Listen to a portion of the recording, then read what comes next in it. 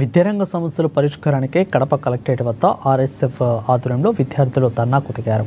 పెండింగ్లో ఉన్న 6,400 కోట్ల స్కాలర్షిప్లు ఫీజు రీయింబర్స్మెంట్ బకాయిలను వెంటనే విడుదల చేయాలని ఆర్ఎస్ఎఫ్ రాష్ట్ర అధ్యక్షులు డిఎంఓ ఓపులేష్ డిమాండ్ చేశారు. జీవో నెంబర్ 77 రద్దు చేసి పీజీ చదివే విద్యార్థులందరికీ ఫీజు రీయింబర్స్మెంట్ వర్తింపచేయాలని అన్నారు.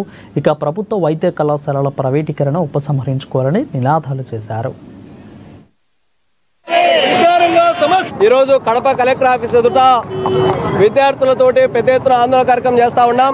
ప్రధానంగా రాష్ట్రంలో ప్రస్తుత ప్రభుత్వం వచ్చిన తర్వాత 6,400 కోట్ల రూపాయలు పెండింగ్లో ఉన్నటువంటి స్కాలర్షిప్స్ ఫీ రియంబర్స్మెంట్ విడుదల చేయాలని చెప్పి డిమాండ్ చేస్తూ ఉన్నాం. అలాగనే 7 పాఠశాలకు సంబంధించినటువంటి ఏవైతే జీవోలు తీసుకొని వచ్చారో ఆ జీవోలను రద్దు చేయాలని చెప్పి డిమాండ్ చేస్తూ ఉన్నాం.